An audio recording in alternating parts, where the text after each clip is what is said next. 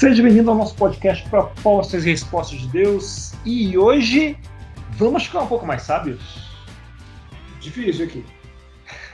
Porque você tem pouco espaço, né? Para ficar mais sábio ainda, imagino. E para nos ajudar na jornada que a gente já tem falado, né? Do ciclo da redenção, Deus nos deu algumas ferramentas. A gente falou no nosso último papo, não contigo, com a Paty, mas contigo também. Eu também estava aqui. Caramba, a idade vai pegando. Então, vimos que o Salmo são uma dessas ferramentas, né? Os Salmos são músicas para serem cantadas na Assembleia dos Santos. Ou no caminho para casa. Ou no caminho para casa, ou na viagem para Jerusalém, ou para Botucatu. Né?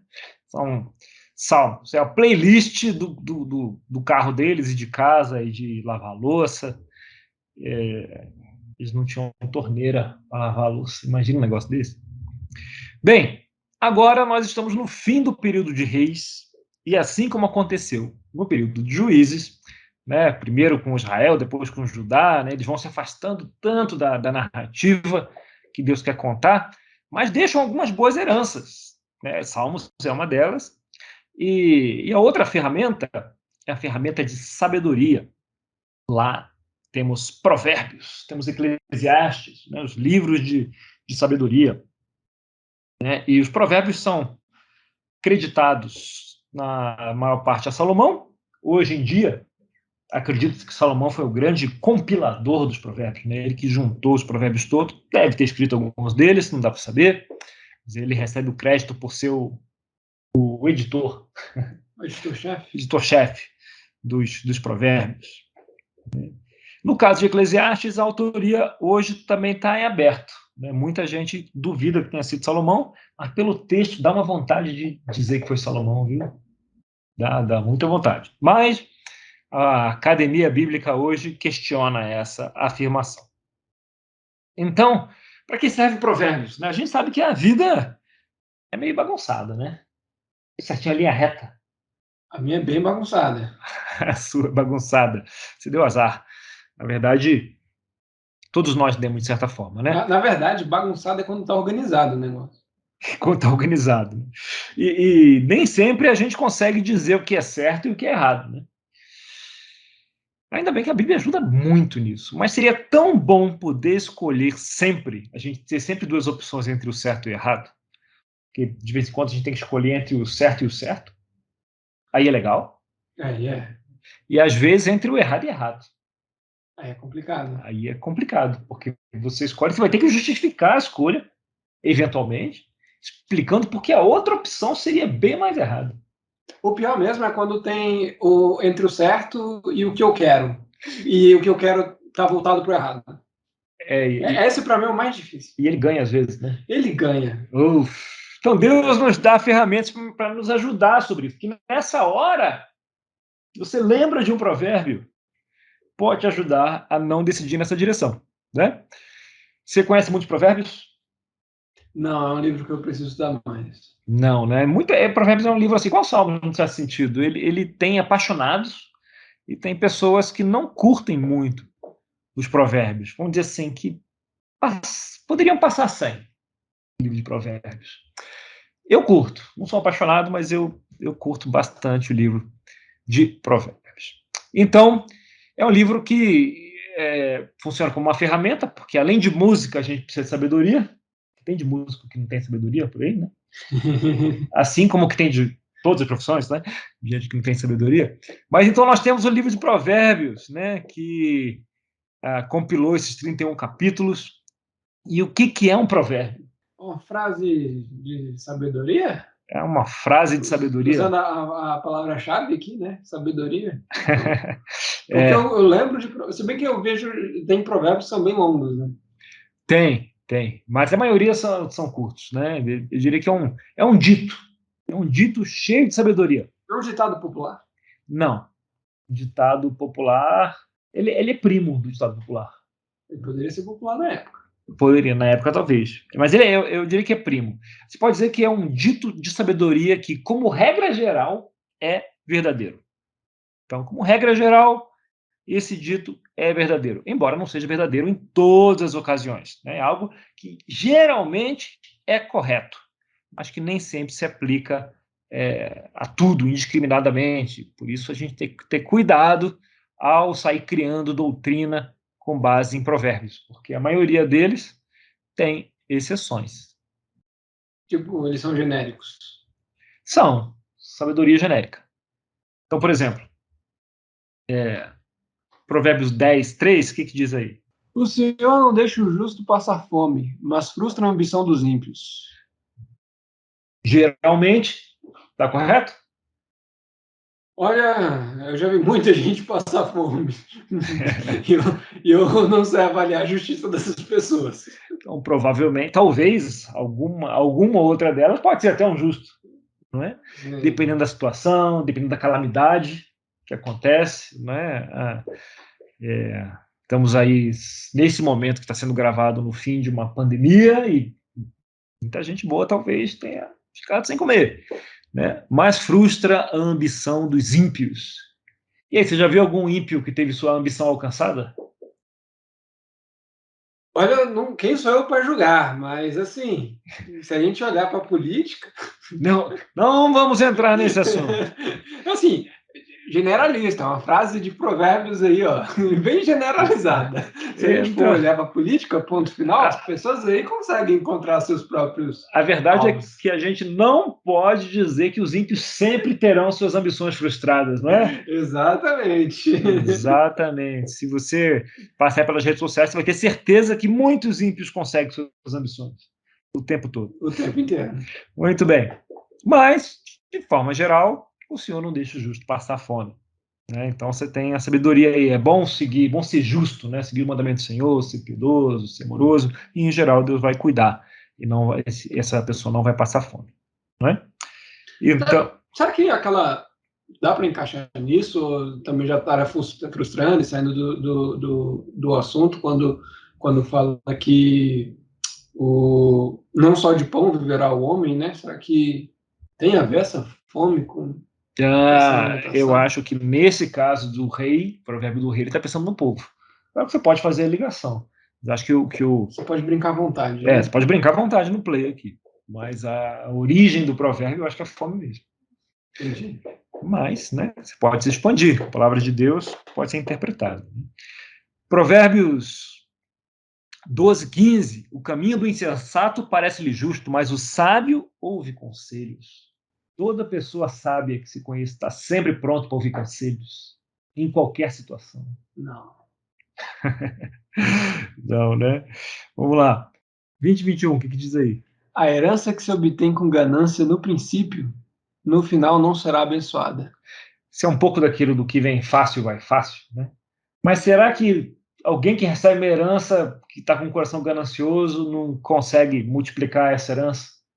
Não pode acontecer isso? Sim, principalmente se eles ficarem lendo aqueles livros de autoajuda, coaches, né? E forem bem disciplinados, bem disciplinados, inteligentes, pode acontecer. Então, como regra geral, essa herança não vai prosperar, né? Mas aqui e ali pode, né? Então, o que você tem em Provérbios é sabedoria de primeira qualidade. Sabedoria de primeira qualidade. Herança que recebe do nada, no colo de alguém ganancioso, provavelmente vai para o espaço. Mas, se for bem administrado, pode até produzir coisas boas, né? Uma herança assim.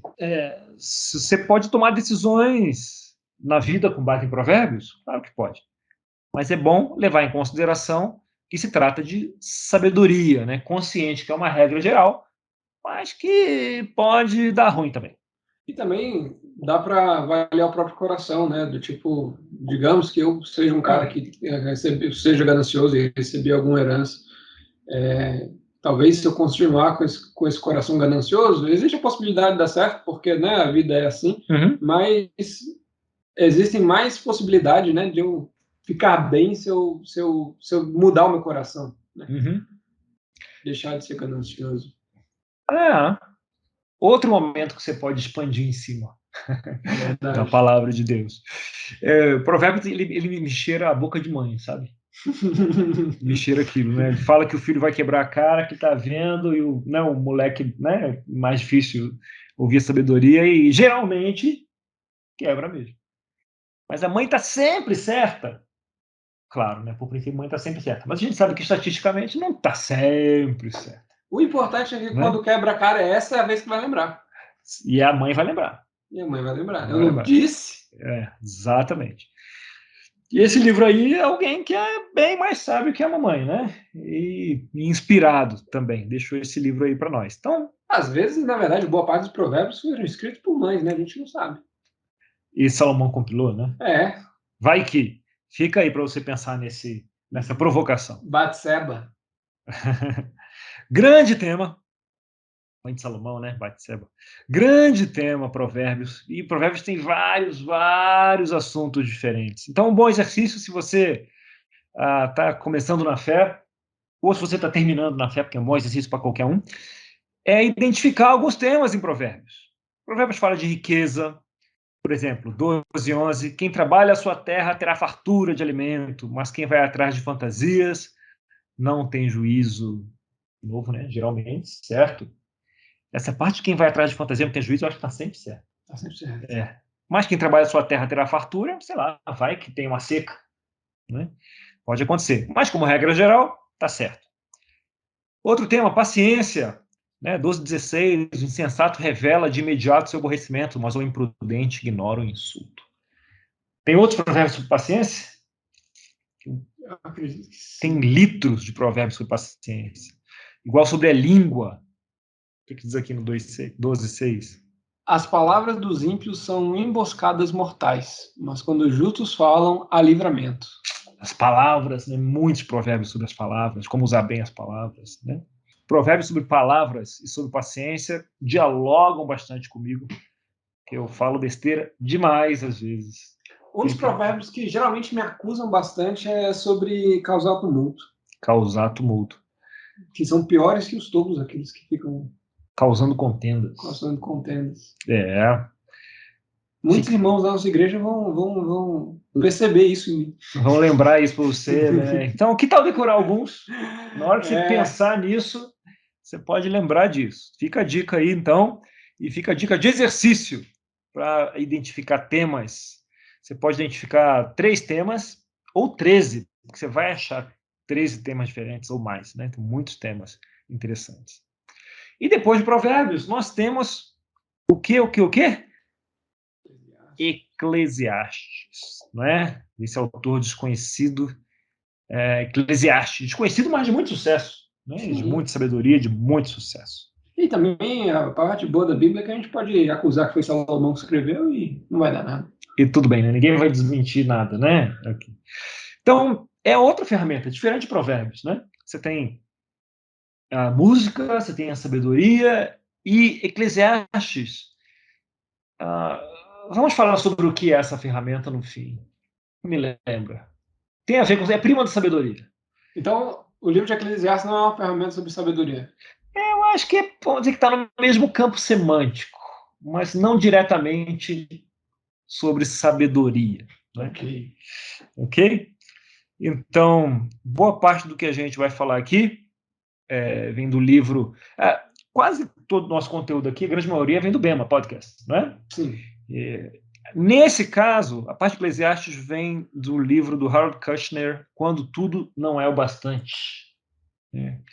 E além de um toque do Bema, como sempre. Mas foi bem curtinho o tema, o Bema, então buscamos outra fonte aqui.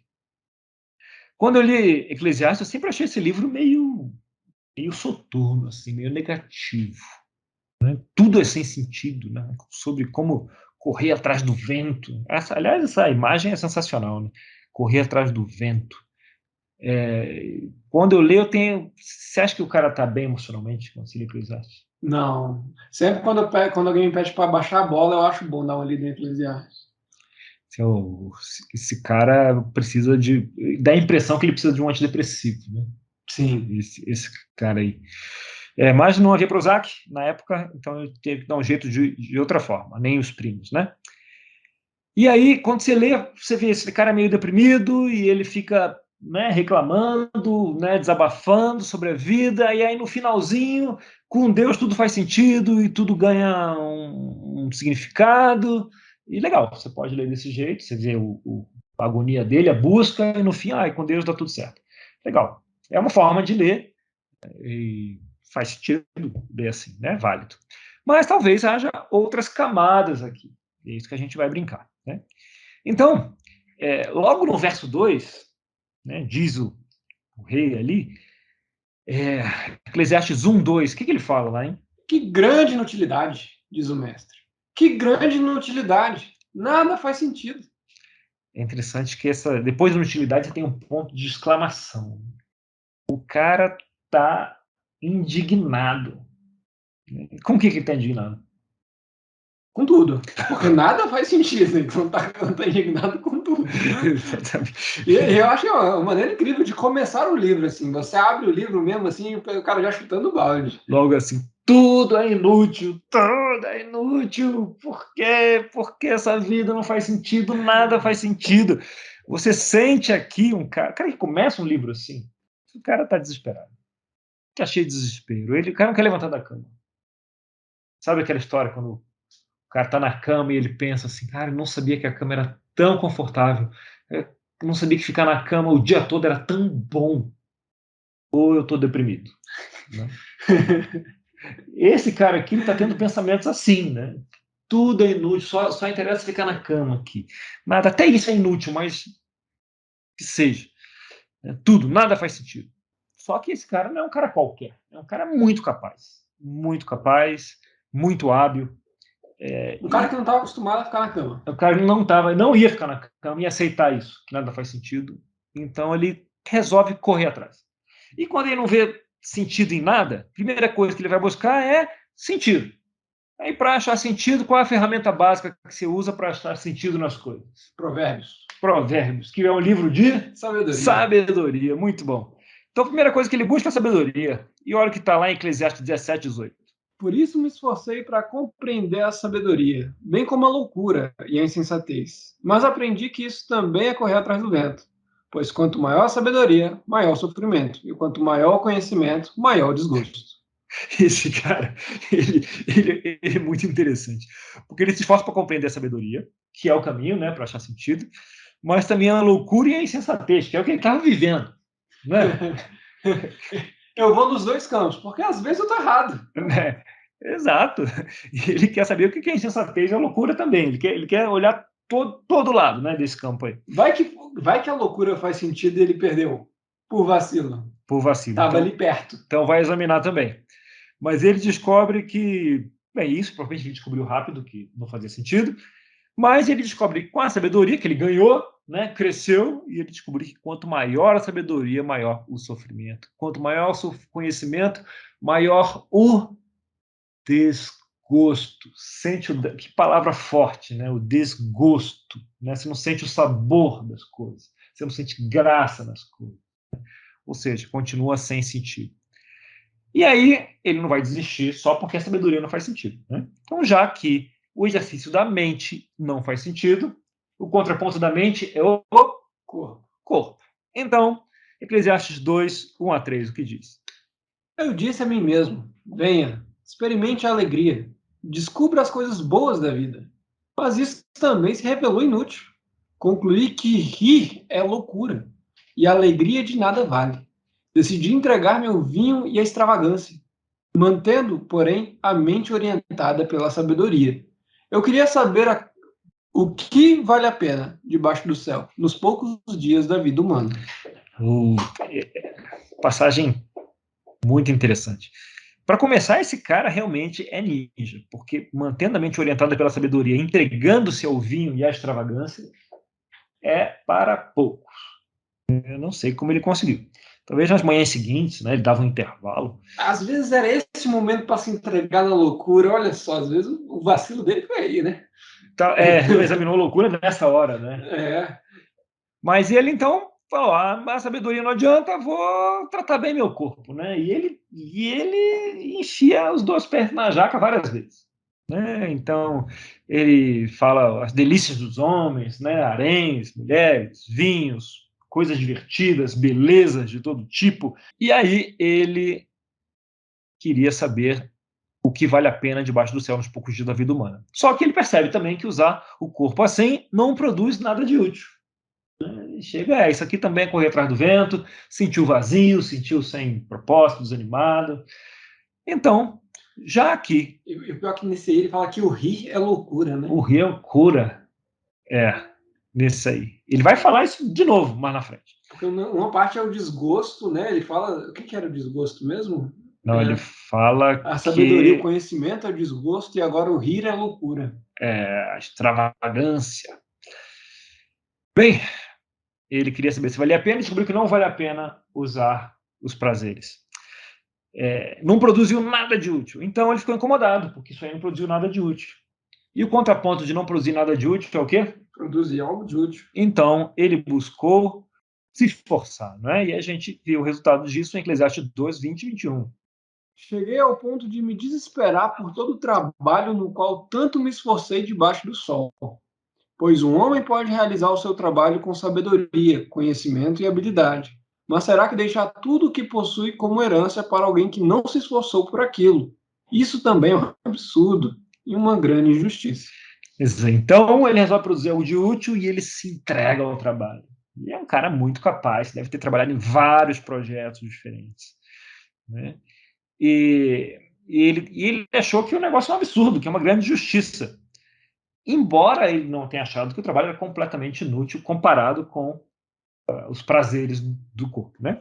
Porque 3:22 ele diz assim: ó, por isso conclui que não há nada melhor para o homem do que desfrutar do seu trabalho, porque esta é a sua recompensa. Pois quem poderá fazê-lo ver o que acontece depois de morto? Quer dizer, tá bom, tem até graça. Mas, ó, o melhor que você vai ter é isso aí mesmo, viu? O que será que ele acharia das pessoas que, apesar de trabalharem pra caramba, elas não conseguem aproveitar porque não sobra ou tempo ou mesmo dinheiro, mesmo com tudo que ela trabalha? Ou, olha Eclesiastes 4:4 que diz: descobrir que todo trabalho e toda realização surgem da competição que existe entre as pessoas. Mas isso também é absurdo, é correr atrás do vento. Porque ele diz que toda realização e todo trabalho, né, surge disso. Algumas pessoas, elas se sentem competindo, mas elas se sentem sempre perdendo. Então, não tem nenhum sentido de realização nem com o trabalho para muitas pessoas. Né? Então, ela não vê propósito, vê correr atrás do vento, e quando olha para o lado, ela se vê em último lugar, mesmo trabalhando. E aí ela não consegue aproveitar o que dava para aproveitar no trabalho. Nem consegue. Nós, né, somos seres competitivos. Aí depois ela vai lamentar no Instagram que a vida é injusta. É para isso que serve o Instagram. Para a gente desabafar. E para acreditar numa vida perfeita que não existe. E fora dos stories? Você também? Bem, com o trabalho, né, como um cara extremamente capaz que ele é, trabalhou e, bem, ganhou dinheiro, né? E aí ele pôde experimentar as riquezas. E a gente vê a conclusão dele lá em Eclesiastes 5:11. Quando aumentam os bens, também aumentam os que os consomem. E que benefício trazem os bens a quem os possui, se não dar um pouco de alegria aos seus olhos? Ok. Então, a conclusão dele, vai, igual trabalho. Tem sua graça, dá um pouco de alegria aos olhos, mas é no máximo. Isso aí.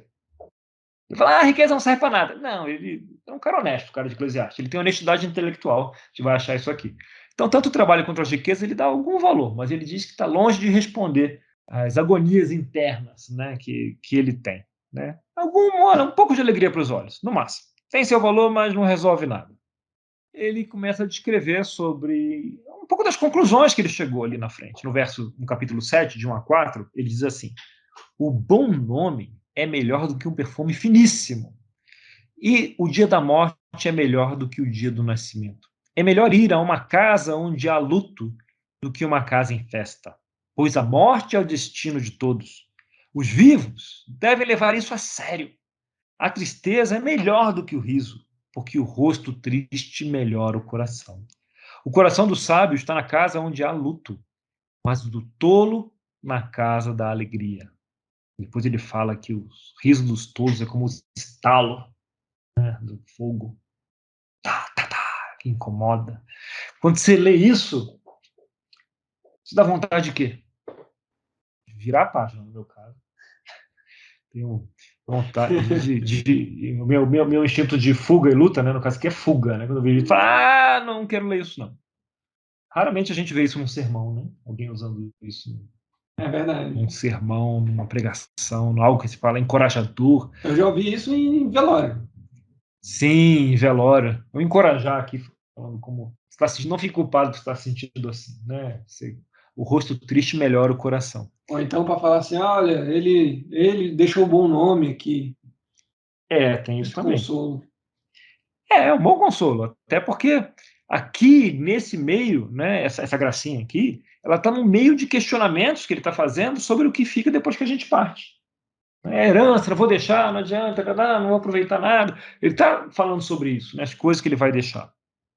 Você começa a ver aqui alguma preocupação com o legado, né, com o legado dele. São conclusões que vieram depois de ele experimentar um monte de coisa. E ele diz: o bom nome é melhor do que o perfume finíssimo. E ele experimentou o perfume finíssimo, né? Muitos deles, né? Ele tinha acesso, tinha riqueza, tinha, né? Podia ter vidas extravagantes. Ele chega à conclusão que o bom nome é melhor. O bom nome é mais permanente. Tem uma preocupação dele com coisas que são mais permanentes. Por isso ele abandona logo os prazeres, né? Logo, pum, abandona logo. O trabalho, ele valoriza um pouco. A riqueza é uma alegria aos olhos. Mas aqui, ele tá valorizando algo mais, né? Isso é interessante porque quando ele fala sobre a herança que ele vai deixar para o filho, ele não dá tanto para o filho, não, para alguém, né? Ele nem fala que é o filho. Ele não dá tanto valor, apesar dele dar valor à riqueza. Ele, não sei se ele acha que é injusto, mas só que o legado que ele também vai deixar agora não vai ser para o filho, né? Ele dá um valor. Eu fiquei curioso em relação a isso. De qualquer forma, ele vai deixar algo, mas tem algo que ele valoriza e tem algo que ele não valoriza. Não, a riqueza de fato dá um pouco de alegria aos olhos. Tipo, não é algo tão relevante para deixar.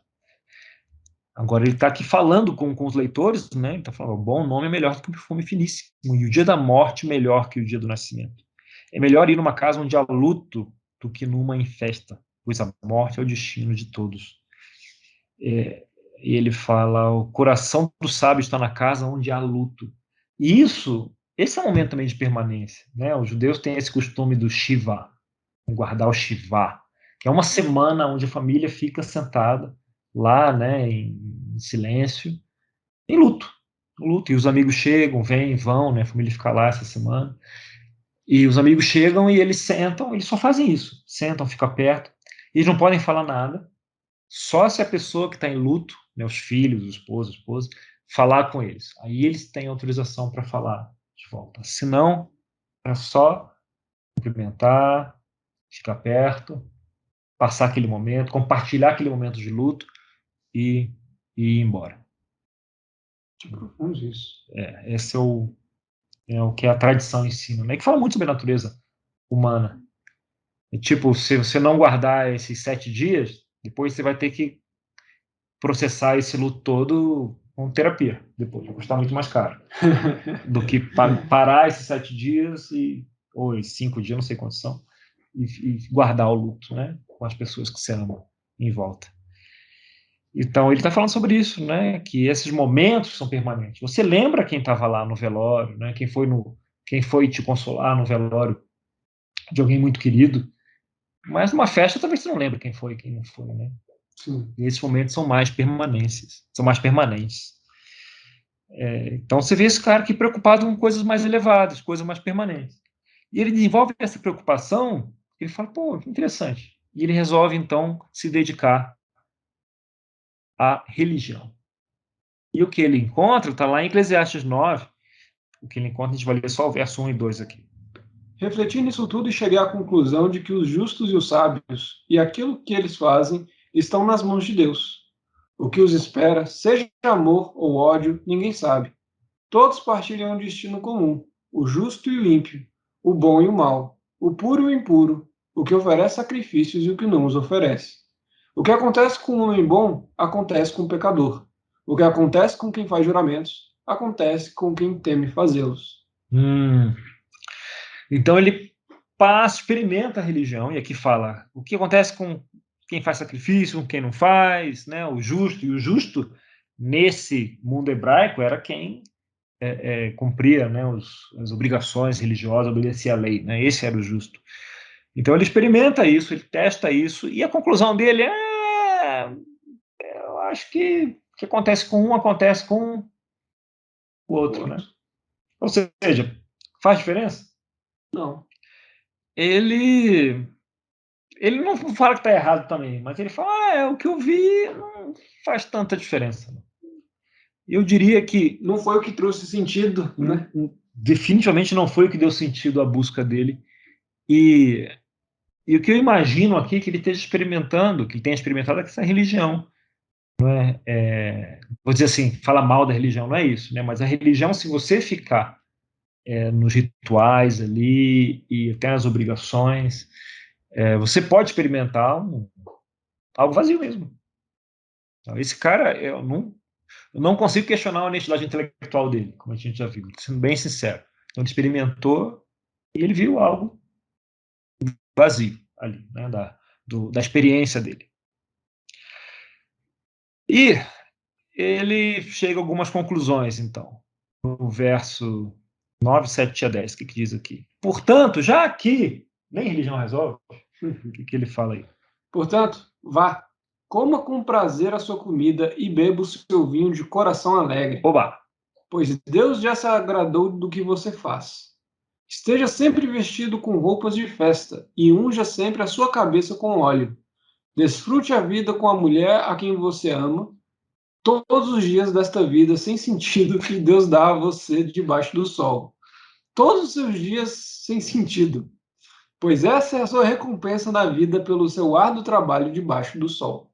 O que as suas mãos tiverem que fazer, que o façam com toda a sua força, pois na sepultura, para onde você vai, não há atividade nem planejamento, não há conhecimento nem sabedoria. Tipo, quer saber? Vá comer sua comida, kosher nesse caso aqui, vá tomar o seu vinho com alegria, vai se alegre, né, de coração alegre. Pois Deus já se agradou do que você faz. Desfrute a vida com a mulher que você ama, tipo, ela está feliz contigo. Que suas mãos tiverem que fazer, faça com toda a sua força, porque depois você não vai trabalhar depois da sepultura. Esse cara gostava de trabalhar, né? Gostava. Gostava de Eu trabalhar. olhei assim, pô, mas ali que vai ser bom. Não. Gostava de trabalhar e também gostava de sabedoria. Depois da sepultura ele fala que não há conhecimento nem sabedoria. E a sabedoria não resolveu, mas ele curtia. Mas ele curtia. Mas ele curtia. Tudo que ele curtia aí, ele fala que é sem sentido, mas tem que fazer mesmo. Mas ele curte. E aí, a gente tem, lá no 12, né, ele fala que tem vários elementos de sabedoria em Eclesiastes, por isso que eu digo que ele é primo de Provérbios, porque tem vários ditos também em Eclesiastes. Mas lá no 12 ele chega à conclusão final, no 11, né? Agora que já se ouviu tudo, ele já falou o que ele tinha que falar, aqui está a conclusão. Tum, tum, tum. Tema a Deus e obedeça seus mandamentos, porque isso é o essencial para o homem. Pois Deus trará a julgamento tudo que foi feito, inclusive tudo que está escondido, seja bom ou seja mal. Eu confesso que eu esperava mais depois desses 2 pontos. Sim. Esperava uma apresentação em PowerPoint aqui, né, com vários pontos, mostrando a conclusão de todas as coisas, né, as vantagens e desvantagens. Resumindo em frases de efeito. Exatamente, mostrando o caminho das pedras, né, para cada um. Mas não, ele fala, ele dá só a primeira pedra.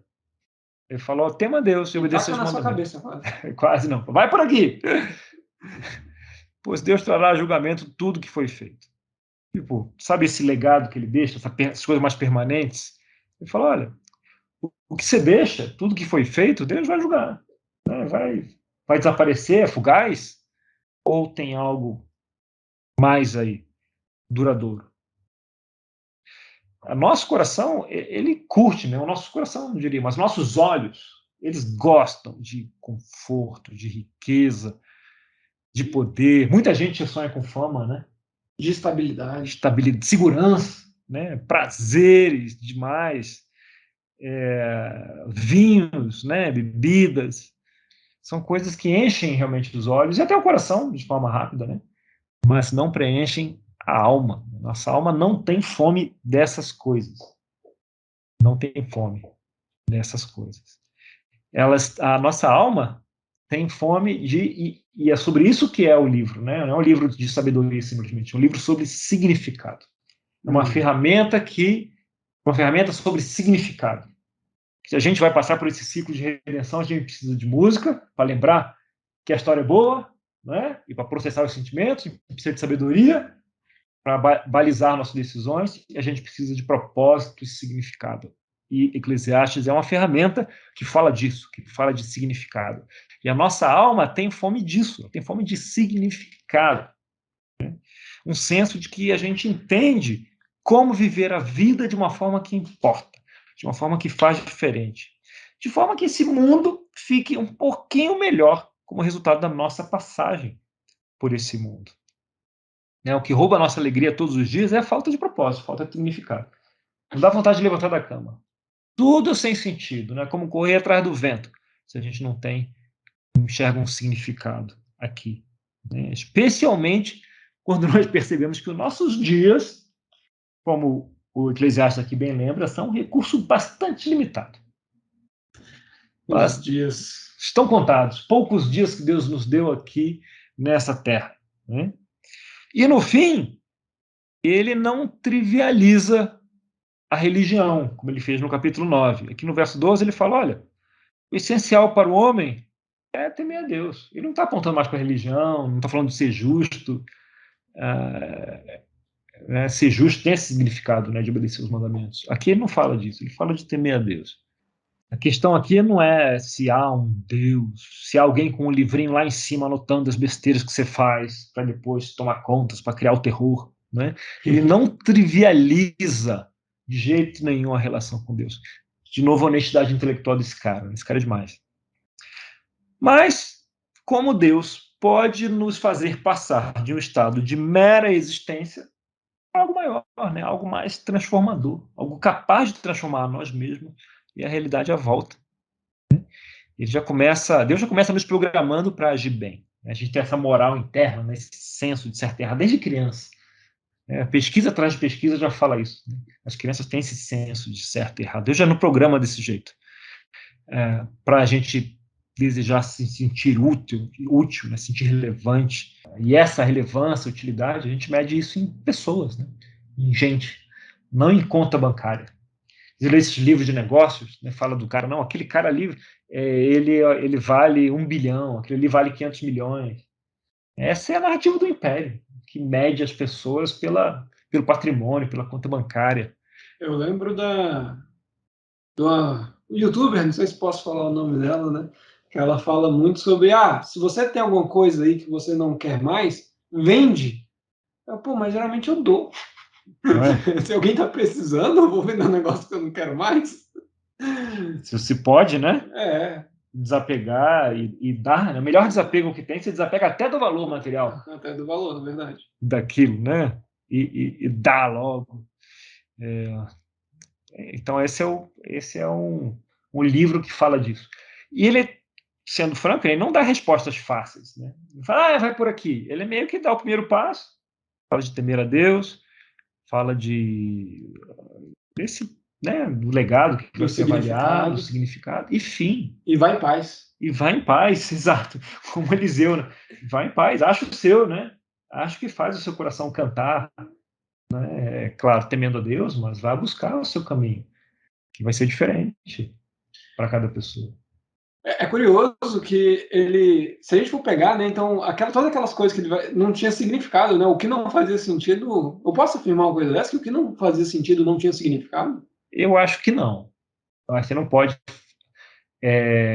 dizer que é 1 para 1, né? Mas quando você coloca essas coisas como o seu propósito de vida, buscar sabedoria. Não tem valor, mas se for só seu propósito de vida, isso não tem significado, correr atrás do vento. E aí não faz sentido. E aí não faz sentido. Buscar prazeres, tá bom, Deus nos deu capacidade de ter prazeres, é ótimo, né? É um bônus incrível nessa vida. Mas se esse é o seu propósito de vida, você vive para isso não faz sentido. Até porque ele não trivializa essas coisas, né? Porque no final ele fala, vai lá e faz. Vai lá e toma seu vinho, né? Curta a sua comida. Mas isso não pereniza, não é permanente, né? Tudo que é fugaz, ele diz que não faz sentido, não preenche a alma. A gente pode ter prazer, se divertir com essas coisas, mas se isso torna um propósito de vida, já era. Agora, o que torna, vá em paz. Tema a Deus e ache o que torna. Tá bom para hoje, né? Tá ótimo. Tá bom para hoje. Judeus que não querem dar resposta. Não querem dar resposta porque não há. Muito bem. Até a próxima, pessoal. Vinícius, o Pessoa, aqui comigo, Daniel Gesine. Um grande abraço. Até o próximo papo.